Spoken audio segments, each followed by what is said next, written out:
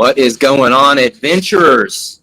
We are back again for another episode of Adventure Closet Talk here. We are going to be talking about some new gear I got in, a trip what recently took that was an epic failure. Well, it was a failure on my part to not be prepared, but guys, we'll get to that here in a little bit. And then I also got another buddy on here who I've backpacked with, and he has experienced what I experienced on his last trip, and it was not very fun. But guys, if y'all didn't catch them codes there at the beginning, you can get the affiliate links on my home screen, and you can save you some on your favorite gear there. I will tell you that I wear a Squawk Alpha every trip I go on. I love it.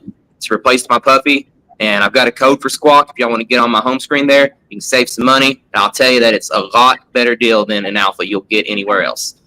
But guys, we'll get started here. We got Mr. Reuben here, and we got Mr. Jason. We'll start with Mr. Reuben really quick. Go into the trip that we just went on. What's that, Jason?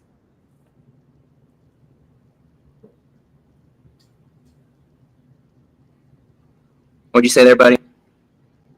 We can hear you talking.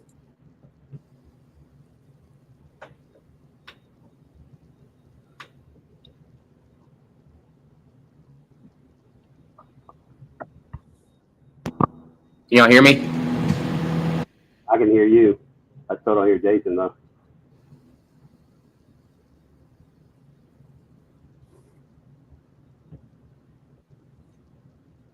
Jason.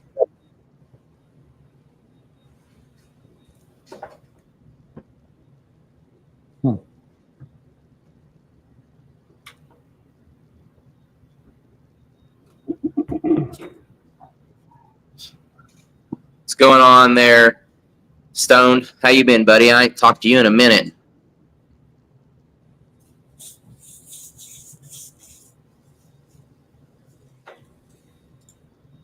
We got Mr. Jake on here, exploring with Jake.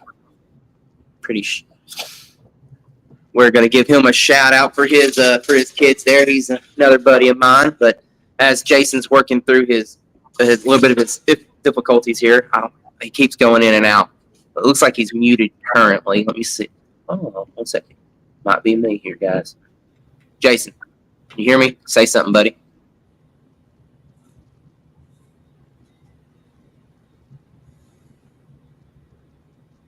No, I ain't got you, man.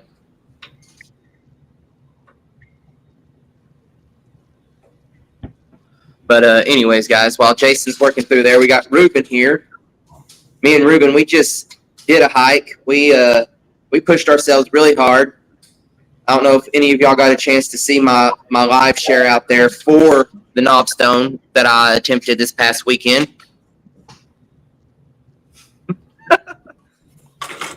Coming from an IT guy here, that is definitely my first answer for people when something's not working. I mean, that's what I tell them. Actually, my first words out of my mouth when they call me are, "Have you put a ticket in?" And then if they say yes, then I like, "Have you turned it on and off?" But you must work in IT, Mr. Salmon. Buddy, you never told me your name. What? But if you'd like me to call you something else, just let me know. I know I could call you a dirty Canadian, but I won't do that. Wait, let me try to rejoin here, fellas. Hey, man, you just came on there for a second. Can you hear me? Yeah, I got you. You're good. We got you, man.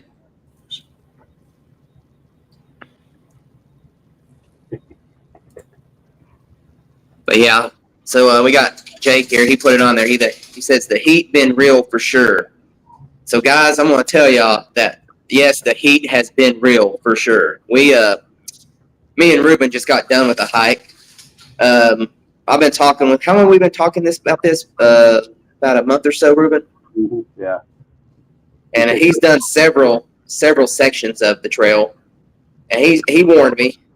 I don't know what the exact words were, but they were to the essence of, "This trail sucks." Yeah, I've done the whole thing many times, and it is it's brutal. Yeah, I've been all over it. So if y'all don't know, we done the Knobstone trail, and I'll let Reuben give you a little bit of background and his experiences on the Knobstone, and then we'll go into our experience this past time. Yeah, so the Knobstone is from here. It's in Indiana. So it's from southern Indiana around Dean Lake up to an area called Salem. So it is a total 45 miles is what it is now. And they call it the Mini Appalachian Trail. It's one of those things, if you've never heard of it, it's going to be new to you. But if you've been on it and you've known it, then it's amazing how many people you run into that's done it. But the elevation change was what was it, 7,000 feet of elevation change, and really, it was close to 8, and it was a lot of ups and downs. And really, that is in about 30 miles of it. It smooths out a little bit at the end. So yeah. So we had fun. It's all humid. A lot of valleys. There's nothing but humidity down there. We picked the worst time of the year, and it's dry. There's creeks and it's heartbreaking, but there's no water. So we picked the worst time of the year to hike it, but we did 25 miles of it. So we did a bunch. We did half. We did the hard half. The second half, it would have got smoother, but yeah, that was brutal.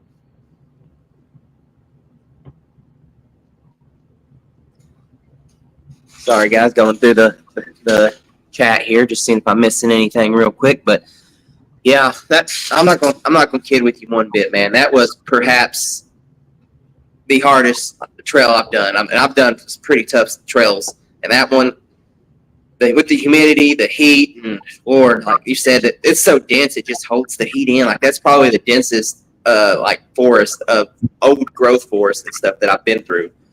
And it's like you said, just like it holds that heat in. And I've never hiked in conditions like that where there's just no breeze. That was so brutal.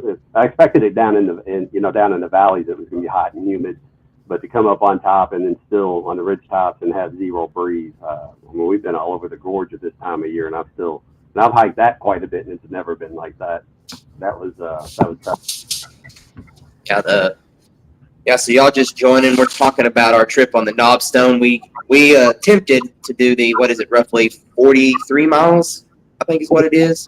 Exactly what it comes out to. 45? Yeah. We started at mile marker 45, and that's all. So yeah, we didn't do the one section of it that people usually don't count. So we started hiking the mile 45. We started, of course, in WoodAllTrails fashion. We decided to start on the hard end and knock that out the first day. You know, that's how we like to do it. And for some reason, I didn't think that it was going to be as horrible as it was. Even though that first night really wasn't that bad, man. But we did some changes, but I mean, it was not too bad of a hike in that night. But that next day, like you said, I don't even like. That's why I want to let you explain what it was like. I've tried to explain it a bunch, so. Okay. Well, I'm just going to tell you. When I searched the Knobstone when I was on the way home, well, we were headed back out. You take me back to my car, and I was like, I just said, searched in Google. The exact words I searched were, we got Jason back here. Hey, man, Jason, you want to say something? Yeah, I can hear y'all now. Can you hear me? Yep, we got you, man. Good. So, as I was saying. Any reverb going on? Nothing? No, you're good. So, we had what's going on? So Reuben was taking me back to my car after we had decided to forego the rest of the trip. We were roughly halfway through the hike, and I'm just going to say that I searched the exact words I put in Google were, "Why is the Knobstone Trail so hard?" Exact words. I will say because it was hard. We did the hard section. We hit because we literally hit a wall. I'm a nurse by trade. Make a long story short, so even talking to my docs at work, it was just too hot, too much exertion. We didn't carb up enough, so we did not quit because it was too hard. We definitely hit heat exhaustion, and that got scary. And that was that's the crazy thing. Like I told you the next day when I got up, like my legs are still perfectly fine. Like I could have went on, but it's just my body, man. Like we tried to get up, move, and just it told us it was done. Heading faster than our bodies could process the water in. I've never hiked in conditions like that, and I've hiked that before, and in the humidity and just never sweat like that. That was insane. There's an experience in memories. Yeah, if it's in the 90s, I don't like hiking myself. Just for that Well, very reason. it was 95 without the heat index, and that doesn't Yeah. You like. won't catch my my fat behind out there sweating like that. And normally I don't. It's not my preferred thing, but I don't mind it too much because when you hit, you can always find a ridge top or something where you can catch a breeze. But we would pop up out of those, and you're billy goating up the trails. I mean, there's no switchbacks. They tease you with a little switchback, and then as Jonathan found, they called them puds. Yeah. Pointless ups and downs. That's all it was. Like there was one where he showed me. He's like, "Yeah, this is the one where we could have just walked down the creek and been right back at the trail again." While they're walking the hill into the corner of the hill to what we would have walking up the creek, but that's what they do. But yeah, you would hit the ridge tops, and normally you're like, okay, you get a little breeze, nothing. Those trees weren't moving, and we're in the trees. We're not even in the sun. I mean, zero air movement. So even when you get to the top, where you're just sweating literally waterfalls as your body's burning those calories and getting that kind of cool off. So I have no idea much calories we burned through, but we went through a gallon of water before lunch, and we still were so dehydrated. That's a gallon each, and that's a gallon each. A gallon each. We had water not prepared for it, but we drank we drank a gallon within a 10-mile hike, and still didn't pee till almost. Well, you didn't go until almost 8 o'clock. Yeah, I didn't use the bathroom until I got home, and it was probably like 7, 8 o'clock at night. I finally peed. That was taking electrolytes with salt, drinking a lot on that hike, and it still took. And we were so dehydrated, it was still hours. I've never hiked in anything like that. It was quite the memory. As a way to break Jonathan in on the Knobstone and why everybody hates the trail. Yeah, it was.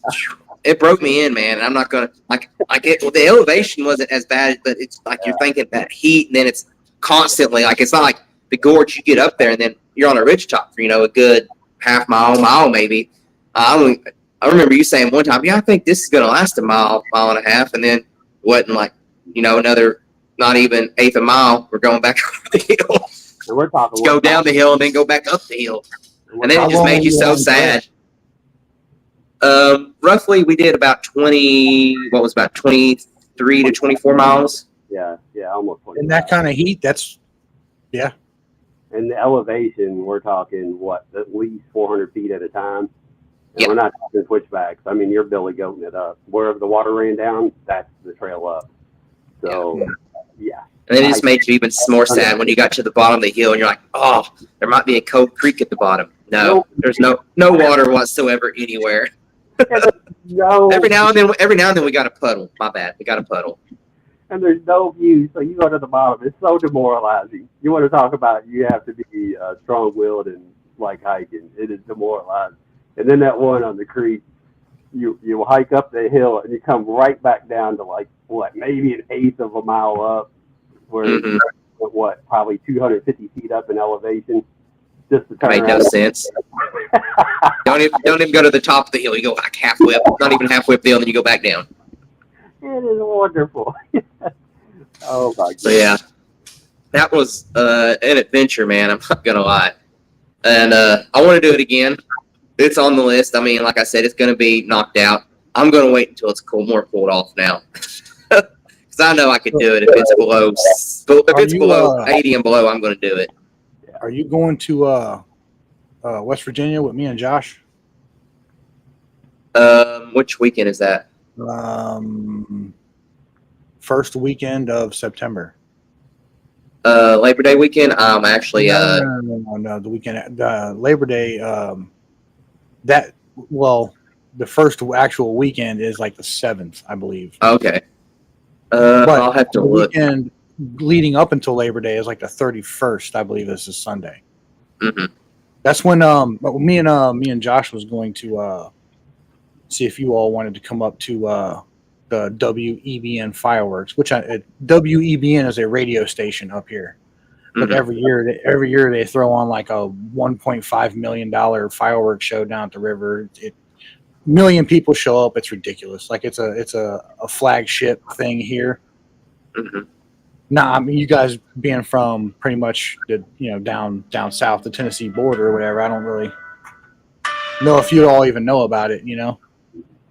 We had But yeah, it's pretty awesome. It's it's a Labor Day weekend, so I think this year it is the 31st. But it's at like 9 o'clock or whatever. But it's pretty awesome, pretty good fireworks show. Lasts about 45 minutes of just straight blasting. It's pretty nice. But I was going to see if y'all wanted to stop up for that. Are they doing that like Labor Day, the day of Labor Day? It's Sunday night. Sunday night. Yeah, Sunday night, the night before Labor Day. So it's like Sunday night at like 9 o'clock or whatever. Because I might be actually going to the Gorge that weekend as well. There's a couple more new YouTubers reached out, and they wanted. Well, they called it Ursa and Leo. They started a channel recently. I don't know if they're on here, but I'll give them a shout out. They reached out, and they actually they called it a name I'd never been called it, and they called it Red Rock Canyon. You ever heard Red River Gorge called that? Red Rock Canyon? Yeah. Nah, that's a first for me too. Yeah, I mean it's not terrible, you know. I mean, I had to ask them. They sent me I think it was Swift Camp Creek is what they sent me. Yeah. But I think they're wanting to go up there and see some of it. I think they're down in the Smokies, so might see if I can get up there and show them some stuff that weekend. But I ain't gonna. Who is it? What's their channel? Ursa and Leo, URSA and LEO. It's a newer channel. They're doing a few reviews, a few little hikes in the Smokies there. I think they're just starting out, kind of like you are. So they're not. Well, I mean, so they're not like Kentucky backpackers. No, they're from Tennessee. I think from northern, right below the border, somewhere between us and the Smokies in Tennessee. That's where they're from. Gotcha. But I know that they're going to Maha.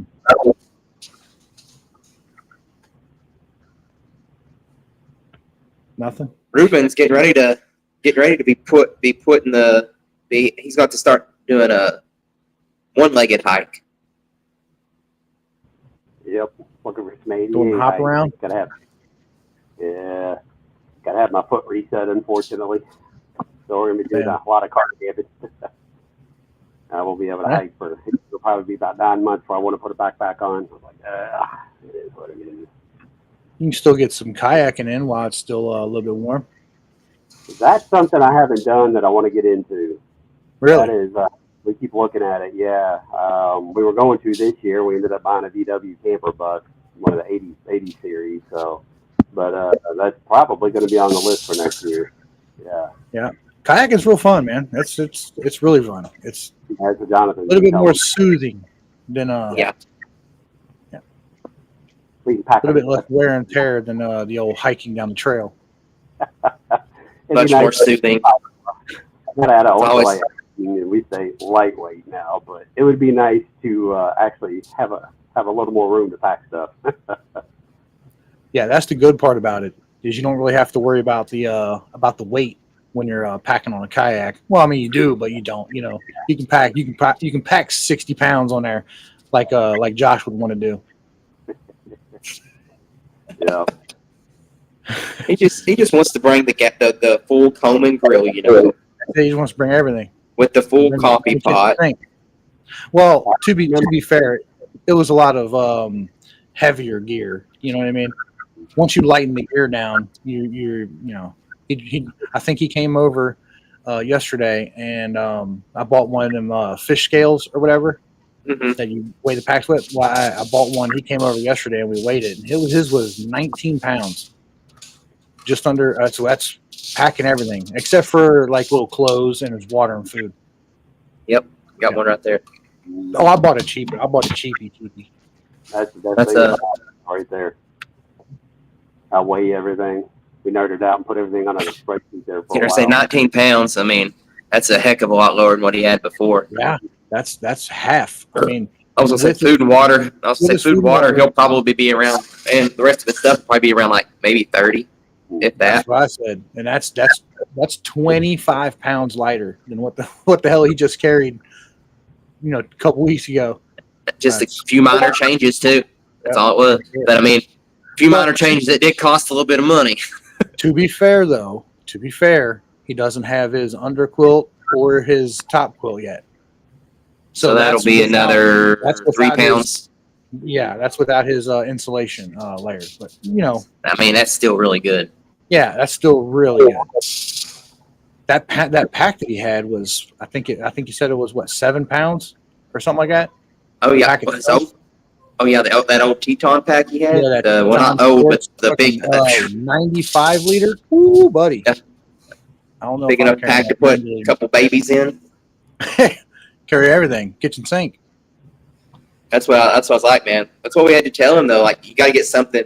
The bad thing, like, if you get a big pack like that, you want to fill it up. That's the bad part is. Yeah. That's why I say tell anybody 70 liter and below, you're good. I mean, you shouldn't need anything above a 70 liter, especially for wintertime.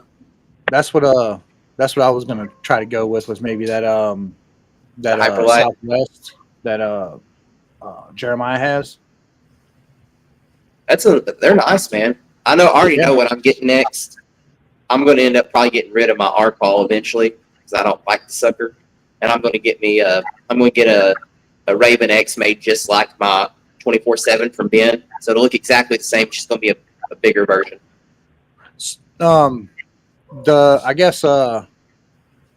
What's like the price range on those packs from Ben? 300. Well, right now you can get them $45 off. He has a thing going right now. So if y'all out there listening want to get a backpack right now, I'm gonna tell you, Hilltop Packs. Yes, I'm affiliated, but don't use my code on this one. Use their code. But if you use Backpack 45, you get $45 off right now on a backpack. And I'm gonna tell you, I've got their 24/7, and they will be my next pack as well. I mean, I've decided I'm going frameless. I'm not staying with a frame anymore. Yeah. So that's who I'll get next. I'll get a pack. It will look exactly like the one I had. The only thing to be different is I'm putting like what Durston has on there is that bottom pocket where you can put stuff in. I want that just because I'd like to be able to just throw my trash in the bottom of there while I'm hiking. Now, I did take a look at Josh's that Durston Kakwa 55, I think it is. That looks like a pretty nice one. It's got that that bar instead of the tube instead of the bar frame. You know what I mean? Oh man, it's nice. The only thing I kind of don't like about it is it could do with some more gear storage around, like, you know what I mean, extra. Well, I guess it just depends. Like Rich's pack, the Outdoor Vitals, the one with the double pockets, like the double. Yeah, it's got the pockets on the side. Yeah. Good part about that is obviously you have extra storage, like for your cup and your whatever you're using for that. Mm-hmm. But the bad part is like some people, that's where they put their pads or they put their trekking poles or they put stuff like that there, and it just seems like it would get in the way of that. At least to me, anyway. But I guess I never really paid attention to it. But is there a slot for the trekking poles on the back of it? No, you can add them on. Durston's all about very minimal. No, I was thinking about the Outdoor Vitals. The Durston's nice. I think that one it just has two of the little draw straps on each end, and you just put them through that. I think I'll have to look at this back again. I always put mine. Like mine goes in the water bottle pocket, the base does, and then it has a holder at the top, and it just puts it on that. That's how I do mine. Yeah, it'll hold my chair in the pocket. But the Outdoor Vitals just seem like those upper pockets would get in the way of. See, I've got there. On my R-Call, I had those added as an option, as an add-on on my R-Call, so I have them on that, but it's open behind it, so you can still put stuff behind it. So okay, it does. Okay, I kind of figured it would be right over top of, but yeah, that makes sense. But yeah, this one. But Ben, I think Ben's going to start. Like, I may ask him to do it on mine too, because he did it on somebody's. You know that the much thicker mesh, the the tinier mesh, not the wide open stuff. He made pockets he made upper pockets on someone's pack like that, so like it's directly on the side of the bag, so it really didn't get in the way like Rich's. So And, whenever like, you don't use so it, they're out of the way. Yeah, you know how on the bottom pocket on the Durston, how you can stuff in it. Yep. That's how he had it on the top side pockets. So Ben can do that stuff on packs for you too. Like Ben, if you ask him, he can pretty much do it. So if you want to get more custom, have more pockets like that, but I will tell you, his packs are frameless, so you're not going to go over 30 pounds, 30 pounds in the Raven. I saw that. Like I said, I think I'm leaning more towards that at Durston or something like that, the Hyperlight, something like that. Yeah, I mean, John Kelly, he loves the Z packs. He loves the R-Call, man, but I just can't get behind it. I've only used it several times, and it's already got like a hole in the water bottle pocket and rubbing on like rocks and stuff, and I ain't even taking it on that many trips. I'm like, I mean, for the price that I paid for that pack, it's just not worth it. And I get what people say. They say that, oh, you pay this for a pack, you're paying for ultralight, not durability. Well, the thing is my pack that I have from Ben is 3 times as durable and half the price. Yeah. I mean, the material that they used on that, because they used Ultra. It's got Ultra on there, and I don't think I'll ever buy another pack with Ultra just because I don't feel that it's that durable. It should have been a lot more durable, and I'll have to look and see what they used on theirs, but I don't like it. Yeah, it depends on which Ultra you get. I mean, you can get like Ultra 400 and 600, which is a whole lot thicker. So I think they used maybe Ultra 200. I don't know. Yeah, whatever they used was not very good. Yeah, you can't go. I love my Thurston 10. That's a whole cult though. It's fun getting Thurston gear. Then you can be the part of the Thurston cult. Well, that's going to be I already decided. Whenever I do decide to get a tent, it's going to be an X. It's going to be an X. Not the X mid, but the X dome. I want the X dome too. That's where I'm hung up on. Is do I want the X mid or the X dome? I want that dome because here's the thing: you get out there on the rocks in Colorado, and everything. You ain't got. It's a lot harder to. You ain't got nowhere to put the your stakes in the ground to hold that up. You're gonna have to tie them to rocks and stuff. Yeah. You got that freestanding tent. You just set that sucker up, good to go. Yeah, for your first one, we love the truck getting his X mid. That's the wife's favorite tent. It's so fast and so easy to put up. That's her favorite one by far, and it's roomy. You can put 225-inch pads in there. I would get the X Dome, but we've already got one of the Big Agnes. Whatever their ultralight one is. I'm drawing a blank now. Otherwise, we would get his X Dome. But man, the Copper Spur? Yeah, the Copper Spur. Yeah. The UL version they have of it. Yep. But that X mid is by far her favorite tent. She loves that thing. And you can set it up. I mean, you got to find rocks and stuff like that. But Jonathan's right. If you're going to be on a ridge top somewhere, you definitely want the dome version. But if you're only going to use it a couple of times, you're only going to get one, absolutely get the X mid. We didn't do the Pro. She didn't want to fight with a single wall, so we went with the double wall. And man, that thing's so versatile. It's nice being able to leave the fly off and leave it in stargazer mode is what they call it. Everything I've read is stay away from that single wall stuff. Yeah. Stay away. Yep. Unless you want to carry a rag and wipe the sucker off all the time. I'm not that big of a gram weenie to where I got to have that single wall. So. Yeah, they got their advantages. I mean, they're lighter. Most of it's all Dyneema, so you don't have to worry about it absorbing any water. But if you're in there with 2 people and you got to worry about brushing up against the wall of condensation, screw all that crap. If I was by myself, maybe, but camping with the wife, there ain't no way I'd shoot a single wall. We love the versatility of the double wall.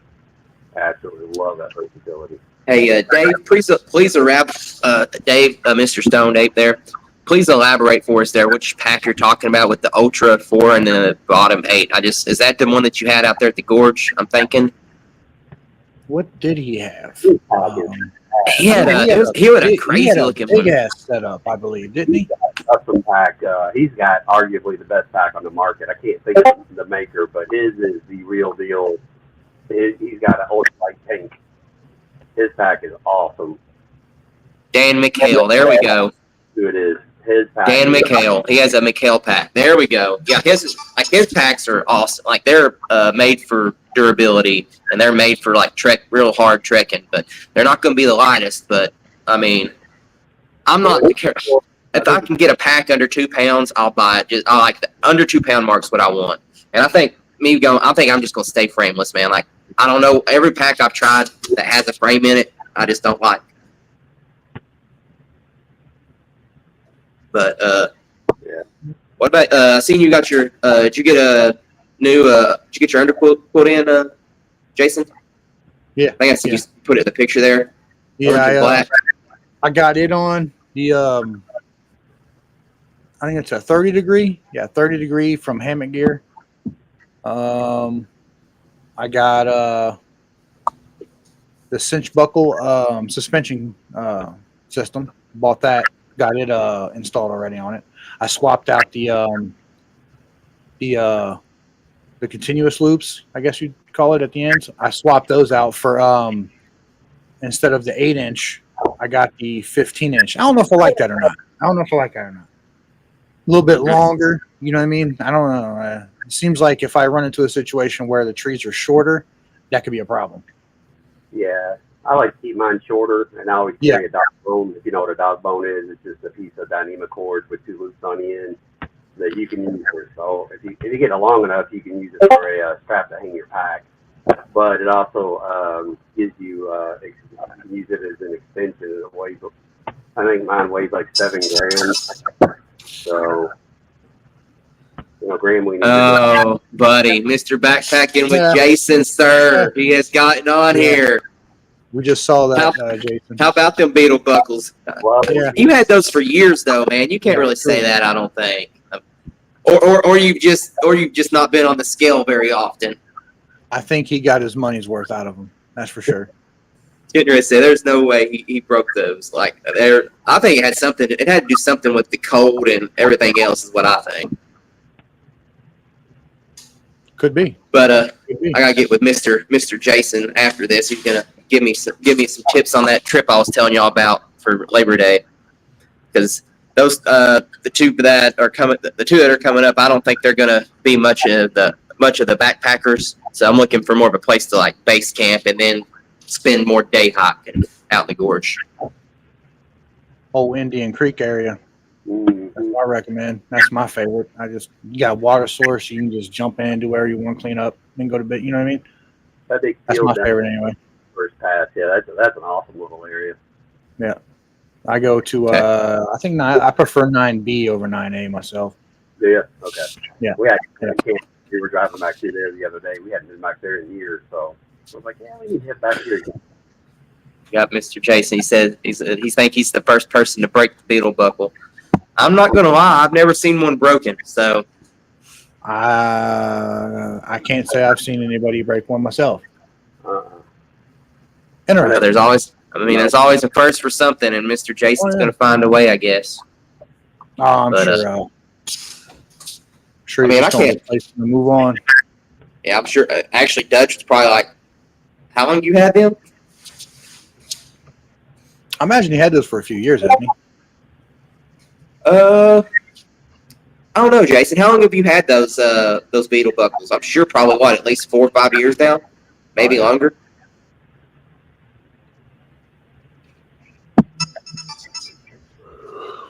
Man, I think we're all big. I think we're all big boys on here. I ain't no little boy. No, I like eating candies and stuff too much. Mm-hmm. 235. I'm 230. Yeah, around 210. Yeah.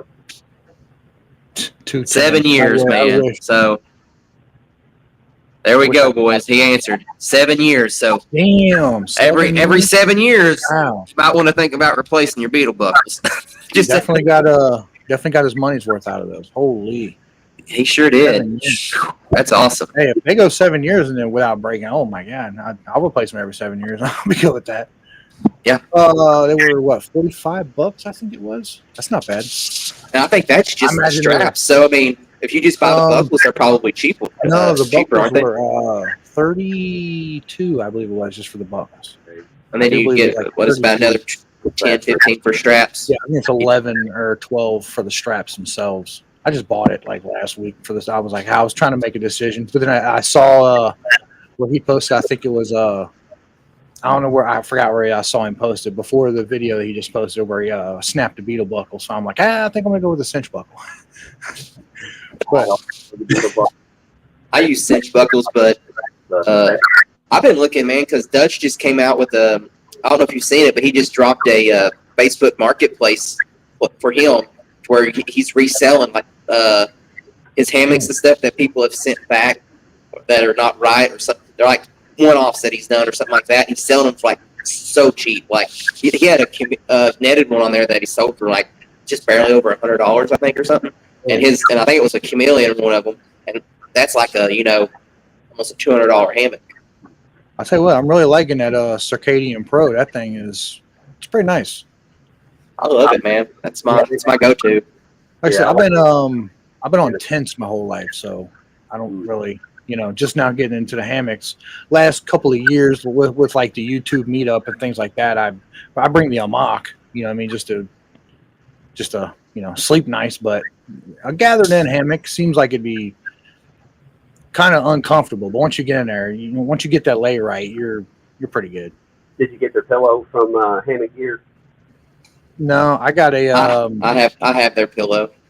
Yeah, I love that pillow. Is it inflatable?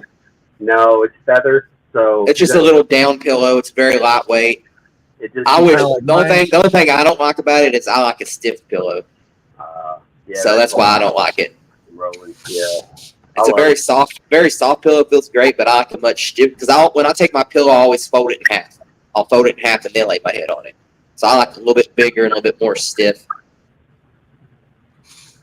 I think I still have my Teton Sports, old cheapie from 3 years ago. Still working good. It works. It's all that matters.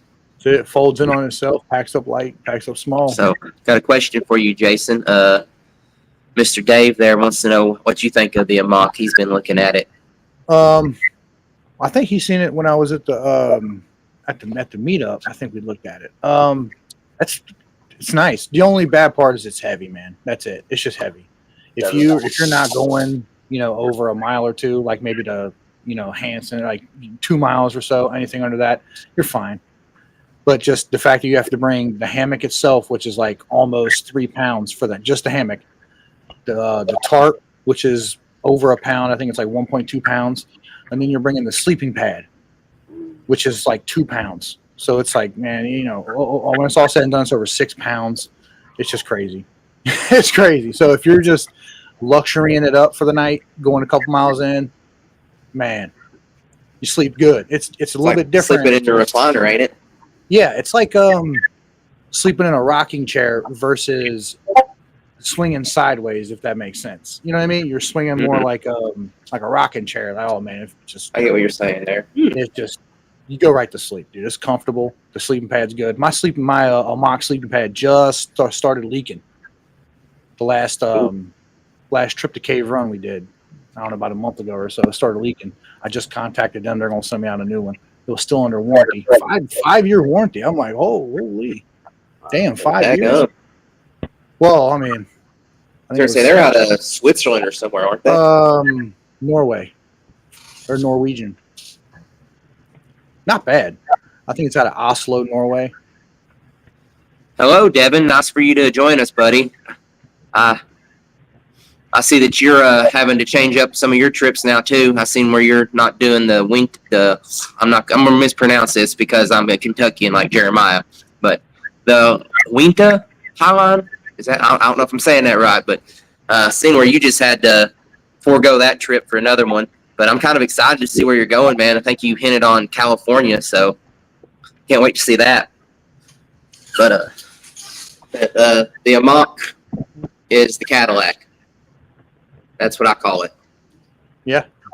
I looked at it the last time I was at HankCon, man. They had the double moon. That's when they dropped the double hammock. And I ain't gonna lie, that thing was pretty cool looking. I don't know how in the world I would like sleeping right next to my wife like that. Yeah, I don't. It's complicated to get in that thing. I couldn't imagine getting there with 2 people, let alone sleeping and getting out to take a piss. Oh man, I don't see that. Crazy. Just buy 2 of them. I just nah.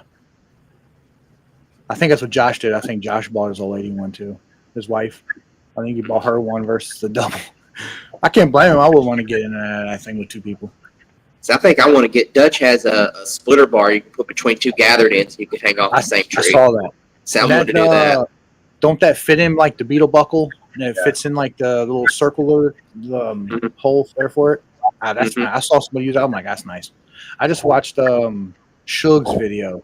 I'm probably pronouncing his name wrong, but he did he went to Hang Con, and I saw the double amok there. I'm like, man, that's I wouldn't do it. Into that bar that has a little carabiner on the end, so you can use that on most of other hammocks. We love that. I use that with the wife quite a bit. It's a little bit heavier than what Dutch's is, but it's pretty versatile, so I do like it. So if you don't have beetle buckles on both of them, like you said, it just clips on the your suspension. But that's made by the Have fun, buddy. Eat a piece for me, Jason. Oh yeah. Hey, I'll talk to you. I'll talk to you Monday, Jason. I'll probably end up going with you there, buddy. Yeah, I think he hollered at me. I think he said something about Tuesday. Maybe Tuesday. I might play hooky. Who knows? Doing hopefully my boss isn't on here, so I think doing Eagles Nest or something. I said Reuben did Eagles Nest the first time. This last time when I seen you at the gorge, but when we seen you, wasn't it that day we seen you? Yeah, they went on and done the Eagles Nest when me and my wife met him out there at Star Gap, man. Yeah. He'd never been to Eagles Nest. I'm like, man, you got to do it. It's probably one of my favorite hikes. Star Gap is his favorite to come into, like late afternoons. See me, my favorite late afternoon. I know that I can get up there really fast. Is actually going to be Eagles Point because I can get up that trail in like 30, 40 minutes, if that. And there's water. Go in the back way. Yep, and there's water there. Yeah, that's the best thing is there's water there. Yeah, up on top. Who would have thought at Red River Gorge you're going to find water on a ridge top? Yeah, no doubt. I haven't been to any of that. Don't go up, man. There's a lot of nice There's a lot of nice stuff out there. Star Gap, man. You can hit Star Gap, and then you go on around. You can hit Oxier Ridge. You see Courthouse Rock, Jailhouse. You can see all of them. Yeah, I think I'm gonna do Oxier this fall. That's a fun one. There's a lot of nice places to camp along there. A lot along the bridge. I think that's one of Jason's Jason Wall, Mr. Backpack with Jason. I think that's one of his favorite areas. Oh yeah. I plan on hitting the gorge a lot more, man. I've got that year pass. I'm trying to use it. Yeah, I've had a year pass the last 3 years. I didn't buy one this year though. Josh ended up buying one before me, so I'm like, the hell with it. Anytime I'm here, I'm probably down here with you anyways. Yeah, I do need to do some solo trips though. Yeah, I don't know if I can do it this year with the foot players. I'm going to try to, but we go down there on the South Country Trace every January when we know the sleet and the snow's coming in. We do it safe, don't get me wrong, but we go down there and hike down there in the sleet and the snow every year in January. It's absolutely beautiful down there. Then we avoid the ridge top so we can avoid the wind. So generally we're on Chateau or Swift Camp or something like that. So one of our favorite places. One day you're wishing for some wind, and the next day you're just trying to hide from it. Yep. That's true. That's true. Little moderation in there. Yeah. Oh yeah, that's how it is. Seems like all the wind is here in Kentucky, not in Indiana. I'm telling you. That was crazy. I need to do some stuff over there too. What do y'all got the Charles Dean? I think it is, isn't it? Yep. Yeah, they've got a fun little hike for that one where if you do, it's their park challenge. Most of their trails are pretty easy, but if you chain them all together, you get about 18 miles. But it's kind of fun because each one's only about 3 or 4. Rose Island's pretty neat. It's an old amusement park. You can't see much, but they have signs up showing the history. Because from the early 1900s, they had the first filtered pool in the U.S. But yeah, so you can go from trail to trail, and it gives you a place to stop, take a break, the whole 9 yards. So it's pretty fun. And then we have the Knobstone, which I do recommend it. That is one that when you do it and you complete it, you earned it. And anybody that's ever been on the Knobstone is like, hell yeah. And then we have the Adventure Time Trail. That one is much easier. That's a loop. I think it's like a 24-mile loop, something like that. Like that. It's a loop. It's just hard on your feet in some areas because of all the rocks. And it's another depressing one because you go by so many creeks that are just completely dry. They never, ever have water. So you got to stash water there too. But yeah, that's about it for our big hikes. We just don't have much around here. So you start getting up further north. Turkey Run. That's where we all need to do a meet up one day. It's an hour west of Indy. It's one of the only areas here where they have slot canyons without going out to Utah. So it's one of our favorite parks.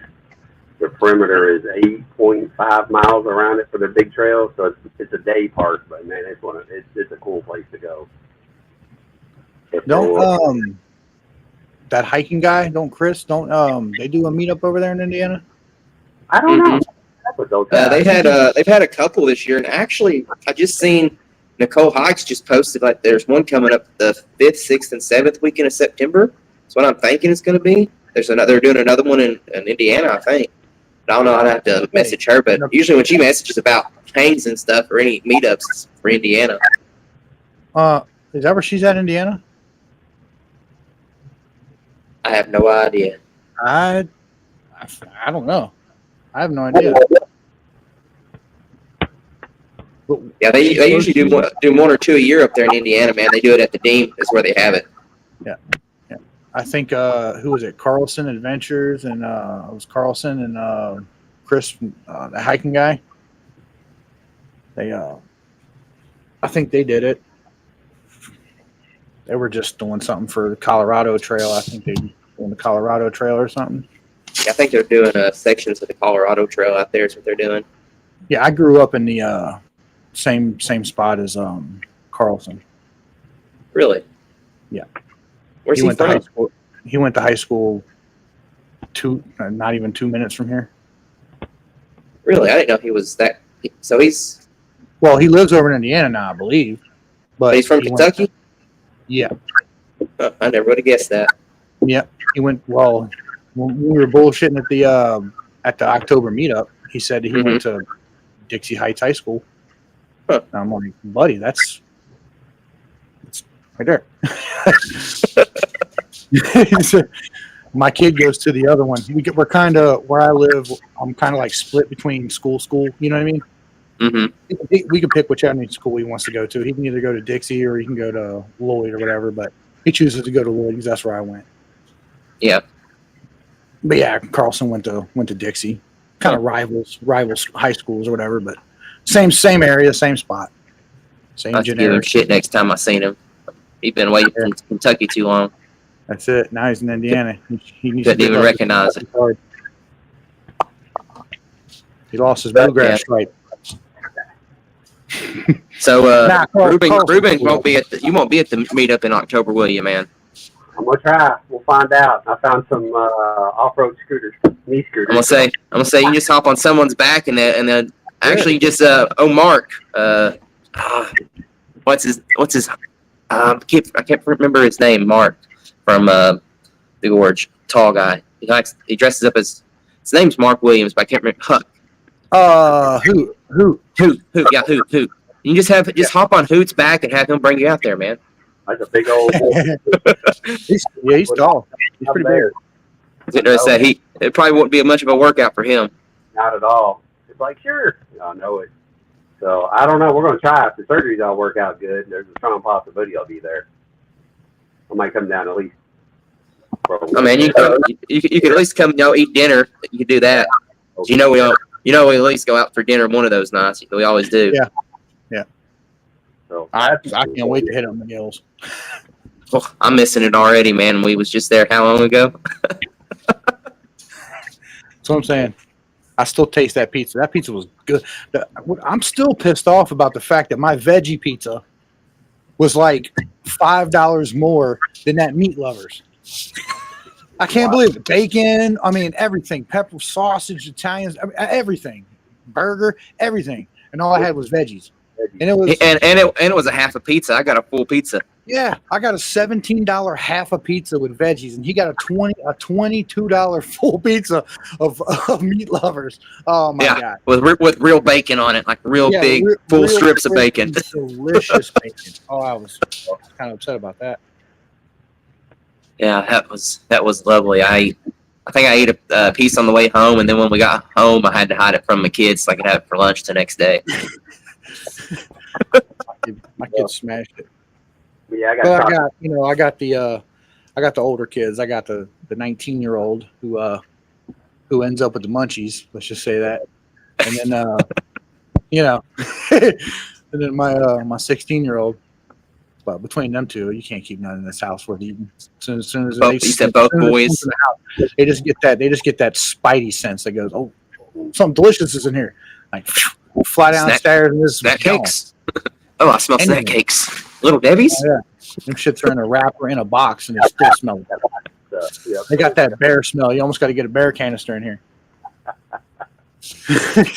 Go outside and hang my stuff up in a bear bag. I got to talk you on to do it. Come to your house and just see a bear bag hanging up full of Snickers and Little Debbie's and Skittles.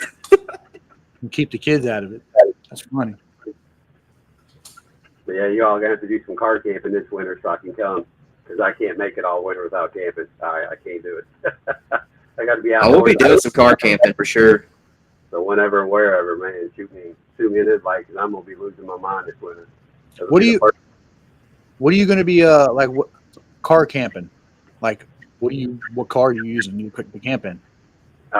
We bought a VW Vanagon, so we have that, which is like a mini RV. If you've never seen them, okay. I got you. Yeah, we didn't get the 70 series because we wanted one that was a little bit bigger. But we got my wife's hatchback, her Honda Passport that we bought, so we can camp out of the back of it. But then we always take our hammocks anyway, so most of the time we're hammock camping. I just can't go far. I don't know how far away from the car I'll be able to carry stuff though. So yeah. Well, if we all set up and go to like Indian Creek or something, dude, you're 20 feet from the car, you know. Yeah. We'll carry it for you. You just hobble your ass on down and get in a chair. Yep. So that's what I mean by car, not necessarily out of a car, but just somewhere. No, I was because when you said car camping, I see a lot of these YouTube videos, and there's people actually sleeping in a car, and I'm like, buddy, I can't do that. I'm too fat for that. I can't sleep. I can't. Yeah, we set up we got her Passport where the seats lay flat. It's an SUV. We shot it in quite a bit too, but we just set them up close to the car, and we look for campsites where we can still hammock camp. So yeah, you want to go hiking? And I'll cook supper. Hey, I'm always down for that. Come back to a warm fire and hot food. I'm good. Yep. As long as I got free time and ain't got to do stuff. Yeah.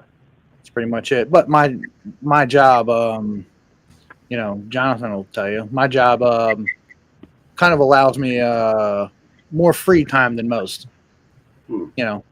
Kind of, if you want to put it like that, I guess. But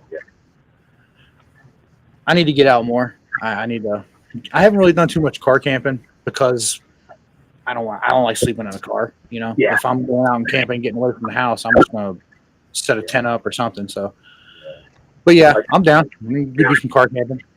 Yeah, when I say car camping, that's what I mean is camping. Yeah. Base camp camping. Find a nice little campground. I like finding the campgrounds, man, that don't have nothing. Well, you have stuff, but like you're primitive where you're at, but you can go like 9 or was it 9 before you turn off of before you actually make the decision to go 9A 9B, right when you're going back toward Indian Creek. There's one campsite back there that has room for like 10 tents back there, right on the corner. Has a privy in it and everything. Oh yeah. That's right. Right there at the creek too. Yeah, right there on the water. It's an awesome little spot. They got a rope swing, everything. That's where we need to have a big meetup. Because my gosh. Yeah. Well, the people who have hammocks are going to be screwed. Oh, that's true. It's literally just wide open, with the shitter off in the corner. Unless you got to stand like me. I was gonna say, True. True. I'll set that sucker up right there on the creek. Did you see? They're called. What are they called? The Tensa poles. Mm-hmm. The See, those poles are cool, but they're a little bit. Those are a little bit harder to set up. They require a little bit more. Yeah, I can imagine. Whereas that stand I got, the turtle bug. I mean, it literally takes. Yeah. I mean, I have it done in like less than 3 or 4 minutes. Didn't Rich just order one of those? Yeah, he got one. So we'll have them at Maha. We'll be having them up there at Maha. That's what you need to get. You need to get a. Oh fuck! You don't have a truck, but you got a trailer hitch on that. Yeah. We take my truck. The hitch thing, the hitch hanger. Yeah, they make a hitch thing to hang your hammock off of. You stick it right in the Reese hitch, goes right in there, unfolds, and boom, you got a hammock stand or whatever. Like $500 for it, and then you're stuck right there at your truck. You can't move the. I think if I'm gonna do that, I'm gonna spend the $300 for the $350, $400 for the turtle bug. Yeah. How do you move the turtle bug around? Is it on like wheels, or you gotta? You just carry it. You just carry it, man. It's light as can be. Yeah, it's not heavy. And you just don't put your tarp on it until you're done. You don't put your tarp that's what holds it in place when you stake your tarp down. Okay. Pods is what it is.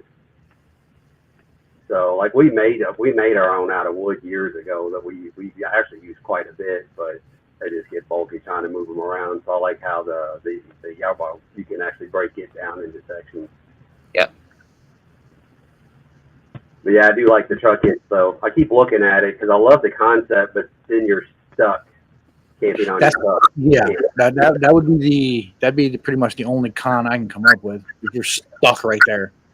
Yeah, especially if me and the wife were both trying to camp in it, it would just be better. So we ended up using our homemade turtle bug stands, but I think we're gonna get the ones that Jonathan has. He got me talked into that.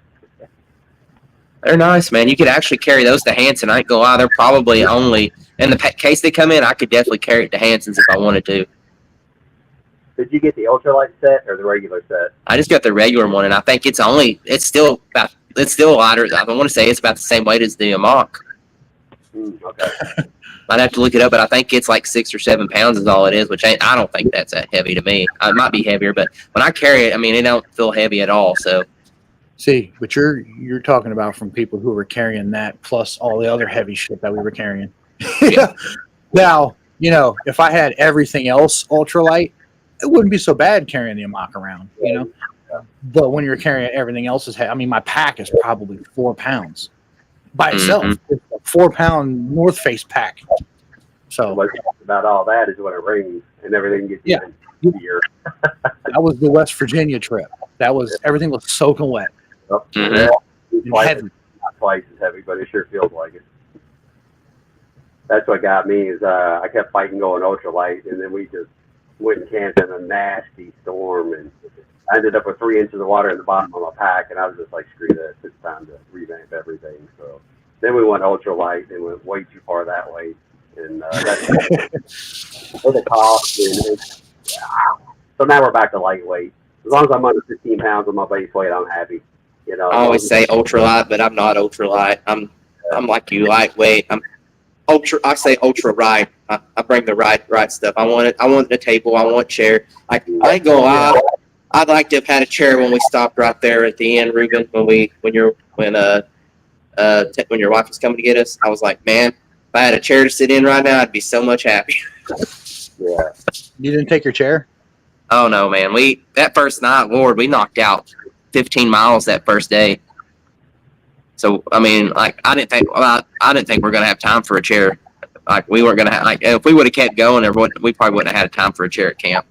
If it hadn't been for the heat, we would have ended up doing a 20-mile day. And everybody says, hiking humidity and elevation, but I'm telling you, come hike the Knobstone, you're like, holy crap. It is an experience. And yeah, you had another 10 miles of that, Jonathan, of exactly what we did. Yeah. So you remember, imagine, how we went up and in Seneca Creek when we were out West Virginia, how we went up. Imagine that, going up that, but then going back down, and then going back up, and going like several times.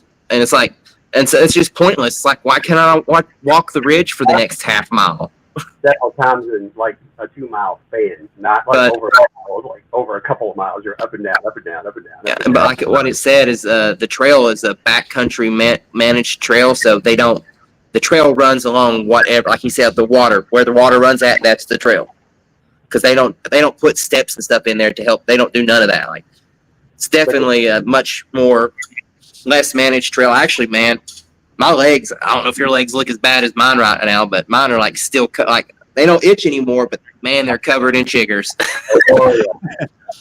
I ain't never had them. Like, and I didn't know what they were, man. When we got to camp that first night, I thought I had ticks, but then I scraped them off, and then the next day I noticed it, and it was chiggers. Like, I never had chiggers that thick that you could actually see them.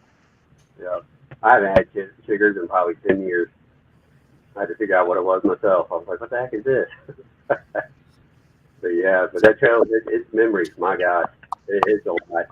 But it's an accomplishment when you get it done. That's one to be proud. Even for what we did, that's one to be proud of. That's more than most people do.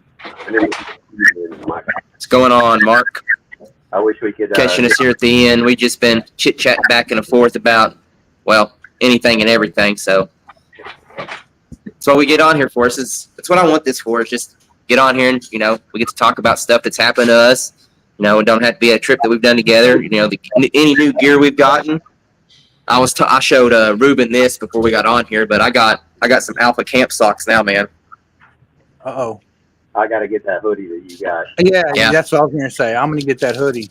And then I got this to try out. It's a crawfish etouffee from Bowling Kettle. I've seen this the last few times I've ordered off Garage Grown, and I'm like, I got to try it. I was going to say, did you get that on Garage Grown? But Yep. You had to. I mean, I literally saw. Yeah, that's where I got the camp socks at. So I'm hoping that $25, I think. Really. I'd have to look. I think they were like $25, something like that. They aren't that bad. I mean, about the same as what you're going to pay for hiking socks. I think I'm going to go the toe socks versus the darn toe. I'm going to tell you, man. That's what I've got. I got the Injinjis, and remember how I was telling you I got them at Bad Blister. I ain't got it since. We did 15 miles, and my feet did not hurt at all. Really? Well, I mean, other than walking, you didn't have no blisters. No blisters, and a little, like you said, the tender spots just from walking, but no blisters. Like my feet were not as sweaty as what you would think they would have been. Like, and the next day, like the socks were like. I mean, I'm gonna tell you that I can't speak of the durability of them yet, but for what I'm getting them for, they're doing what I want them for. Yeah, you'll get your money out of them, but they won't last anything like Darn Tough or Features or Cloud9 or any of them. But you'll get your money out of it, don't get me wrong. But I just seen someone else that came out with toe socks. Have you ever heard of Creepers? Yeah, I saw those. I've seen something with those. I mean, they keep finding me in my feed. I think they're like a wool type. I think they're going to be Injinjis like competitors. What I'm thinking, but I'm gonna tell you, man, the Injinjis. I got those trail the crew socks, and it's got the double cuff. I think they're the trail mids. They got that double cuff on there, and like they'll never slide down on your ankles at all. I was thinking about getting me a pair of those. I really like their wool socks too, and then I've got their wool socks with the liners. I do like the Injinjis. I find myself wearing my Feature socks, the Feature brand, more than anything anymore, but I still love the Injinjis. So we got Mark. He said he found a new meal called Farm to Summit. I've had they have a couple of good things, man. Their green chili mac and cheese I liked a lot, and they have something else I'm wanting to try, but kind of iffy now because I think Jason had some. Mr. Backpack with Jason, he had some, and he said it wasn't. Or one of his buddies had one on that trip he was on, and he said it wasn't very, very appealing. Wasn't? I think it was the chili one that they got, but very good. But something from Trailtopia that I think I was going to look at and get. What was it? See, I got some oatmeal from Trailtopia, and I like it. It's got like dried fruit pieces in it. Is it jambalaya, I think, or something? No. It's really good. That strawberry granola you had. That looked good. The peak refuel. Oh man, that peak refuel, that Mountain Berry granola was amazing. Now I tore that stuff up. the peak biscuits and gravy is by far our favorite meal out of all of them. We'll eat that any time of the day. We love it. I wasn't too impressed with the biscuits and gravy. See, now the best biscuits and gravy that I've had, I can't remember, I think it was Pinnacle. And they have a, I want to say it's a jalapeno cheddar biscuits and gravy. And you want to talk about killer. Yeah, it was amazing. And what made me mad is I could only eat about half of it. And then Brandy wasn't going to eat the other half, so I had to burn it. And I was like, man, this is so good. I wish I was hungry right now so I could eat the other half. Shit, I'd have forced myself to eat it. I can't burn money. Man, it's either, I mean, by the time I get back to it later on, it's going to be bad anyway, so. All right, no getting back to it. That's why I usually try to eat small stuff in the mornings and lunch, and I'll eat a big meal at nighttime because I've usually burned so much that all day that I can actually eat. Yeah, sometimes I'll take them, split them in half, and put them in quart-size freezer bags, so you can pour the boiling water in the freezing bag. That's what I do. Sometimes I'll split into 2 meals. See, I do that with some of them, but I've learned too. So it's just like some of they just don't turn out like when you rehydrate them without the bag. They're not nearly as good. You don't think so? Okay. The bag adds flavor. Well, it doesn't rehydrate as good. Yeah. There we go. Mine up in something. I'll wrap it up in my blanket or something to help that. So I used to carry we use the Reflectix and make your own pouch. Although I think I am going to get that one you got. I do like the one your rehydration pouch. Didn't you have that? The black one. Oh, that was I used that to carry meat in. That was my travel cooler. I brought steak and stuff in it. It is actually a bladder cooler is what it is. It's made for a 3-liter bladder to keep it cold. But I use that as my camp cooler, and I'll bring especially if I'm coming out to like the gorge, like out to Hanson's, and I want to bring some real food, and I want to bring a couple bottles of camp margaritas or something like that. I'll take that and I'll bring that with me, and I'll freeze the camp margaritas and the fruit and the meat, and it'll be good for the night and the next morning. Somebody makes one of those for rehydrated meals. It's on one of the YouTube channels. I don't remember who had it, but it looks like that. But it's made for freeze-dried meals. For some reason I was thinking that's what you had. I got one that I made out of Reflectix. Yeah. Like you said, and then Ben, he makes one now. It's called the Boil Buddy. Yeah, I saw that. Did you see that crotch, the crotch stove or whatever? the crotch stove. Have you ever heard of that, Jason? The crotch stove. Oh God! Basically, it's so all these people who like to do their cold soaked stuff, they don't want to use a stove, so they just take their cold soaked ramen and throw it in their crotch stove and just put their ramen right there, and it gets warmed up while they're hiking. Yep. Yeah. I put it right up there with the poop hammock. You get a little, there's nothing better than a little ramen with some pubes and some Fermunda cheese in it. That's it. That extra protein, baby. These noodles smell like ass. Oh man, I would have been online using that thing. That's all I can say. Yeah, this flavor of ramen's horrible. I taste. Look at us. What the hell? This one's a little fishy. Yeah, it's salty. What the hell? Man, this is the worst rehydrated meal ever. I couldn't do it. It ain't even about the meal. It's about like having shit riding next to your nugs, Yeah. Like, what are you doing here? No. Oh, strap with the cup. That's funny. There you go. Or a jock strap with the cup. Okay. I mean, that's kind of like what it is. It's just not a hard cup. It's just a little Dyneema bag that you put your food in, and strap it around your waist and put it in your crotch. The crotch pot. That's what they call it. The crotch pot. Yeah, that's what it is. Never heard of such. Oh, goodness. The first person to try to mainstream that. Yeah, man. You just stick it down here, man. I'll carry the grand. Yeah. I think I'll carry the stove. I mean, if I want hot food, I'm bringing a stove. I'm I mean, start a fire at least. Holy shit! Yeah. I can't see just crotching it the whole time. What do we? I don't know, man. Hey, people do their own things, man. You know. Brings a whole new meaning to Yeah, noodles there in a you go. cup. Yep. Then you just drink the juice out of the cup. Yeah.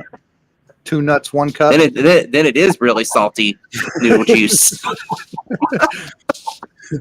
Make that YouTube video. Yeah. I'm reviewing the crotch pot, the nut version. Yeah, you gotta be careful doing that. You might get demonetized. You know what I mean? As soon as you catch a YouTube strike, you have to turn around to pull it out of the oven. You know?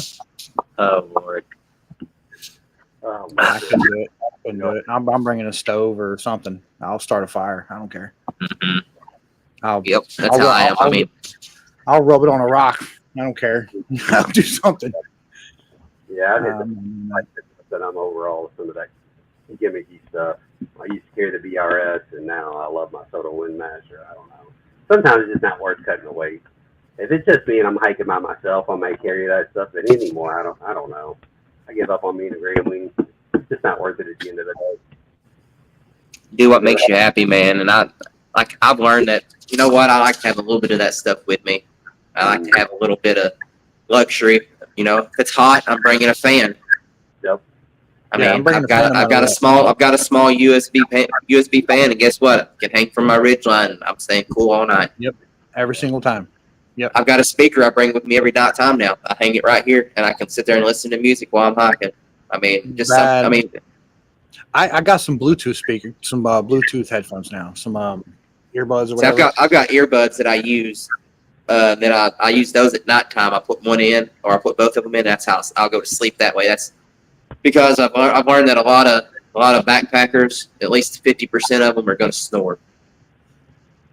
Yeah, you all said that Rich snored pretty bad, but I still haven't heard. I still ain't heard him one time, so I don't know. You must be far enough away. I don't know. I was really surprised when he set up right next to Josh. I was like, oh no. But hey, I didn't hear him, so hey, I couldn't see it from my yard. You know what I mean? Ain't my problem. I will say, I always feel bad because I don't like to camp right next to somebody because of that. Because one, I don't snore, but I don't know. He hung from the same tree.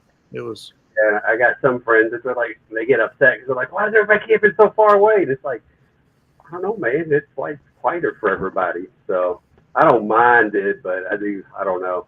I'm not a big everybody huddle underneath the same tree. Yeah. As soon as somebody camps close to him and keeps him up all night snoring, he's going to understand what's going on. Like that's why everybody sleeps away from each other. While we're talking, you need to get Stone Nape on here so everybody can see his hat and his hair.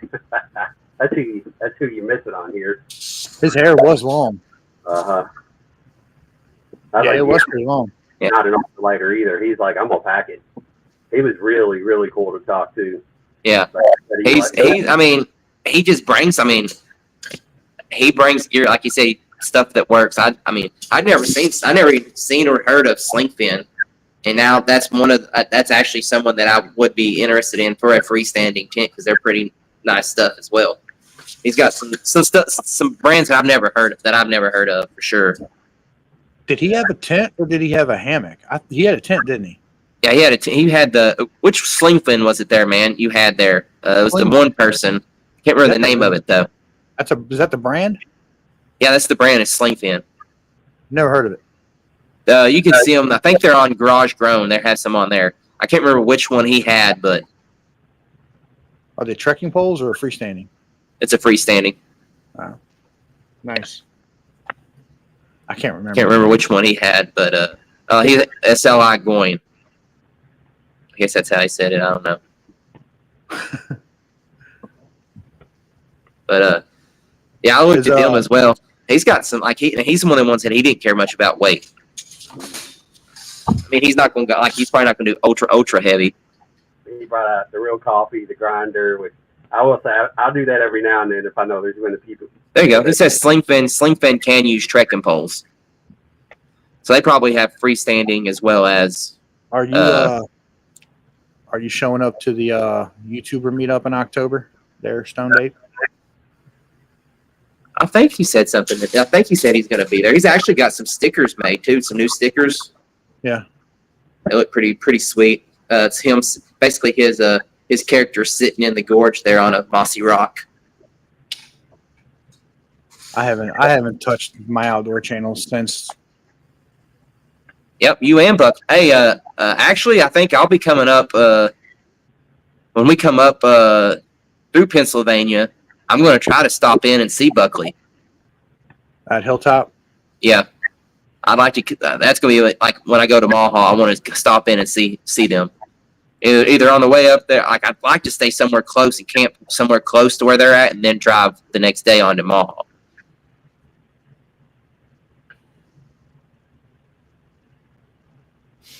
Yeah, so is Buckley coming down with you, Dave? Are y'all going to be riding together? That's someone I haven't met, man, was Buckley. Was he at one of the ones that you've been to? I think he might have been at the first one I was at. But I don't think he was at this last one, I don't think. Yeah, he wasn't. That's when he was out in Utah or South Dakota. He's in South Dakota. There was a few people that was at the couple previous that wasn't at this one, like Nicole and who else was it? Buckley didn't show up. Jason Outdoors didn't show up. He was at the one before. Mm-hmm. Other people, but still, I don't know who's going to show up this year. I imagine everybody still knows about it.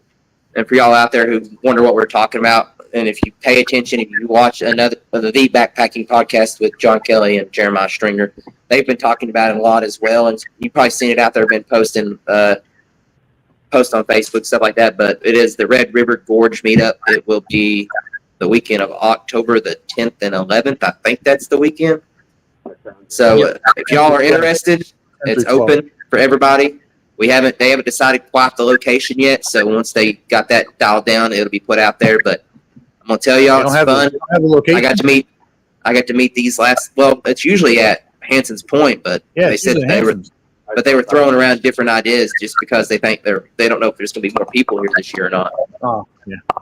It had some big hammock hanging at Hanson, so it had that whole place filled up. It used to be before COVID, that whole area would have been packed with hammocks at times. Not with that particular one, but yeah. Yeah, so it's fun times, man. That's where I met both of you all, and just about 90% of the people that I backpack and hike with now. But guys, what a winter meetup is. I think we need to try to start doing like a spring meetup too somewhere. Yeah. Yeah. I'm gonna try to get that. I want to get that, but I want to do it closer to home for me, like Big South Fork or somewhere. Is there any in Tennessee? Yeah, I'd be already in Big South. What do you mean? Any YouTubers from Tennessee? No, any popular spots to hike and camp in Tennessee?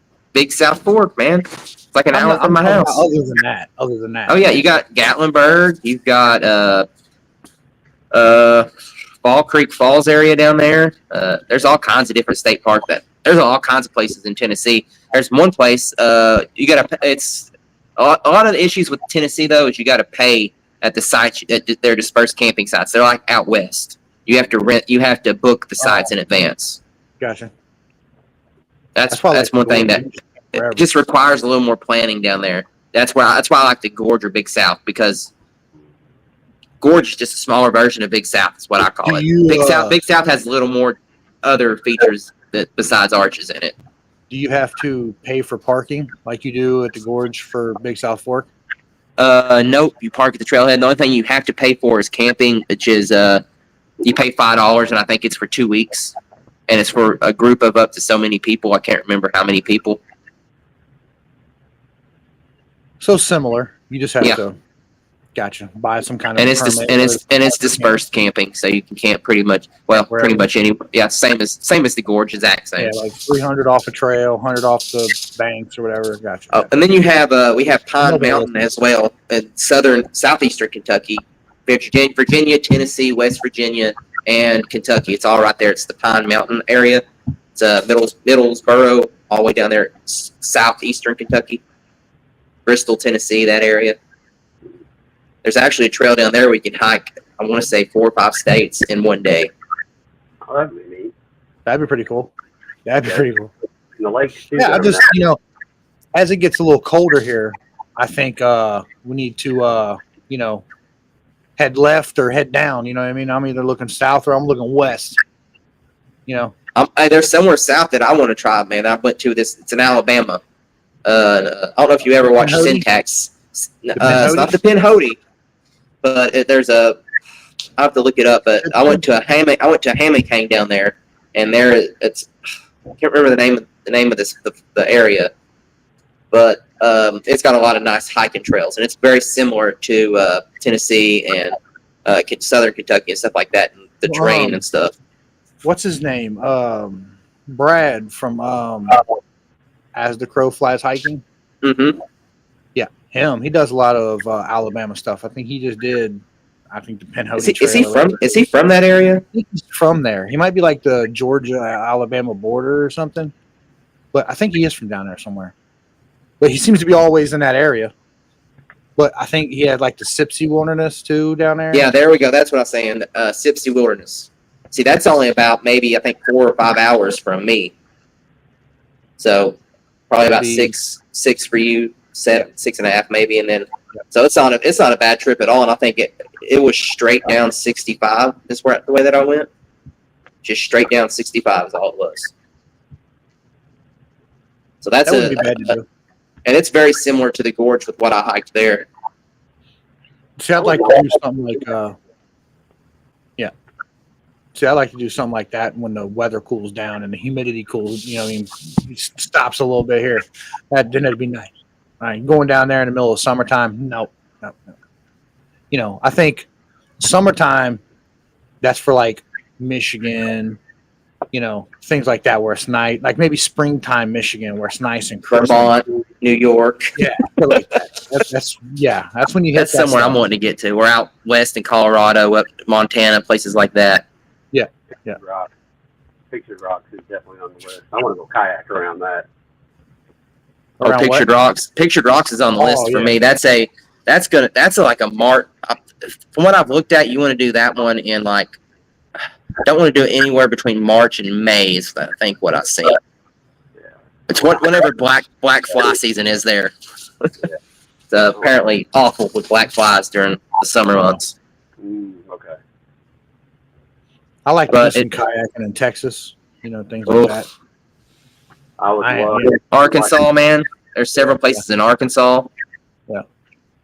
That's what got us on the kayak. What is it? You can go hit the Buffalo River. Mm-hmm. Oh yeah. Man, if I had the time, I would love to do like a week-long trip. There's actually one. It's called the Suwannee. It's in Georgia. You can do the Suwannee all the way through Georgia and into Florida. I want to say it's like a 200-mile kayaking trip you could do. Oh, kayaking trip. Yeah, that's. Oh yeah, and it's like the Appalachian Trail. You have little sheds along the way where you stop and you camp you just sleep in the shed. I say shed, but it's like a little small building. Lean-to. They're like little log lean-tos or whatever. Oh, it's not even a lean-to, man. It's like a little house on the river. That's what I want. A little raised house on the river. Off-grid cabin type thing. Through hiking or section hiking the Sheltoe here next year or so. Yep. I got the guy who does the director of the trail, or whatever, I guess it would be the director of the trail, lives directly across the street from me. Oh no shit! Yeah, no shit. As the monthly section hike where you go, I think it's the third weekend over a month, but you get to hike it in all 4 seasons. But I really thought that was a neat idea. Yeah. So we keep threatening to sign up for. So, man, yeah, they got the little shuttle that they shuttle. I mean, obviously, he probably shuttles people here and there, but he's got the van with Sheltoe Trace on the side of it, and the 343 for the mileage all over it. And yeah, but he's like the director of the Sheltoe Trace Trail. You see this, Jason? Looks like Dave is working on a winter PA meetup. That'd be a nice one. I'd like to do something. Cool. I'd like to do like Old Creek or somewhere up there, man. I've seen several videos on, like, I want to say it's Old Creek up there. If I'm remembering correctly, but it's up there near the Pittsburgh area. There's several nice places up there I'd like to do. Yeah. But guys, I know that we've been sitting here bullshitting for the last almost 2 hours, but I want to thank you two for getting on here with me, having this conversation, shooting the shit for the past hour and a half, 2 hours, getting to talk about some of the stuff that we've gotten into here lately, and just shooting the shit, as I like to say. And I want to thank everyone out there for joining us as well. And guys, if y'all ever want to get on here, just let me know. I can put it in the link there if you can join us. And I like to get someone on here each week. And usually it's someone that I've taken on trips, that's had the WoodAllTrails experience, I like to say. I got the Reuben experiences last time, though. You didn't bitch. You helped keep me motivated. And I can't express to you all how hard that trail was in that wet weather. And dude, you were a ton of fun to hang out with. We had a blast. It was. I want to say, man, having you with me made it a lot better. Always having someone with me on when it's like that makes it so much better. Nobody else will hike that with me because it's so bad. You're the only one that came up to do that. And yes, dude, you were. I knew you wasn't going to be whiny and stuff on it, just talking to you. But, you're always like, what if? But, man, that was, for as miserable as that was a lot of fun. I definitely don't regret doing it. Yep. And then, Jason, we got to get together again, man. I'll have to look at my calendar when I get off here. I'll get back with you on the West Virginia with Rich. I have to get back with you on that and see if I got anything going on that weekend. Well, I don't think I do. But it's also it depends on whether or not my wife is off that weekend or not. Yeah, it's not this weekend, but next weekend. Yeah, I'll have to take a look. Then I got football season right around the corner, so I'll be busy on that. Well, during the home games, I'll be busy because obviously. Season tickets. I'm not spending the money and not going. I know. When you gonna get me up there so I can buy you a beer? We'll pick a game. You know what I mean? We'll figure out a game. Sounds good, man. I'm not stingy with it. I buy the shit for my kids, and then my kids never want to go, so I ended up eating. Now I have 2 tickets every game. So that I'm tailgating too. So y'all want to do a meetup and do some tailgating? I love to tailgate. Haven't done that in years. Bengals game. I haven't been to Bengals game in a long time, but yeah, can do that. Yeah. Maybe I'll invite you up here to one.